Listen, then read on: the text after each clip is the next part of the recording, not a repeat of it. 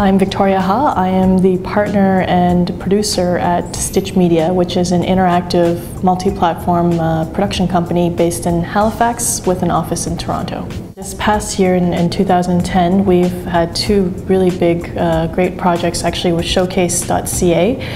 One is called Drunken on Drugs Happy Fun Time Hour, featuring the cast of the Trailer Park Boys, and it is basically an alternate reality game that links with the show. And when the show airs shortly in a few months, the idea is to capture our audience and give them something to engage with between episodes. We also have a web series launching actually in a few weeks, also on Showcase.ca, called Moderation Town, and it is a pilot web series. They're about 10 minutes an episode, and it is basically about a small factory town that shuts down and everyone's out of work, and the one guy who has a booming company is actually an internet moderator, which is like an internet police who's filtering all the content for big corporations, and he is teaching various members of the town how to become a moderator. I guess the most rewarding thing about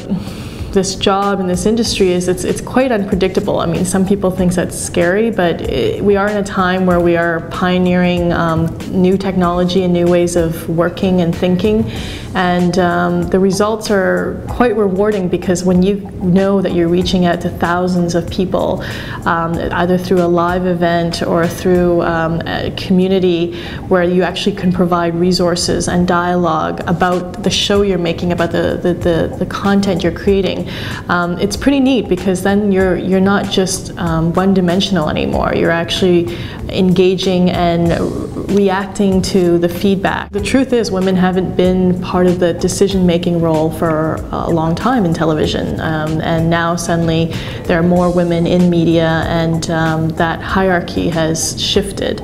And I think it's really important that there's a lot of great organizations out there that offer these resources and tools for women to feel comfortable and to get training to keep up with the changing industry, the new media industry. I think the advice I'd give anyone who wants to get into new media is to not overwhelm yourself with learning every platform, because then you can get quite inundated. It's good to rely on peers, to attend networking events and get the recaps and hear the insights, and actually, like any media industry, it's about who you know. What you know could always be taught, and I think it's important to see things. I think it's important to see what's being created, whether that be good or bad. I encourage people to actually look at failed projects as well, because sometimes you need to understand why it failed so that you don't go in that same direction.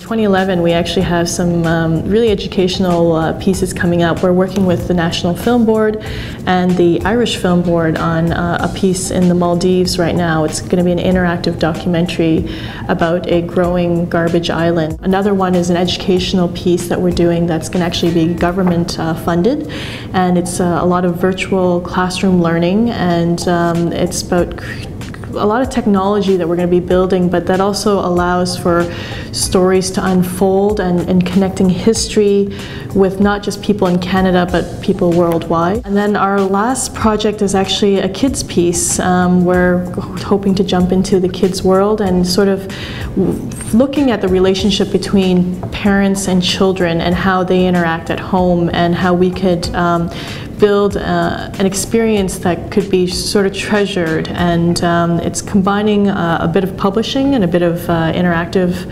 online tools and a bit of video and storytelling and animation. So we are very happy to, combine different platforms together, but the essence of them all is really looking for a narrative that reaches out to an audience.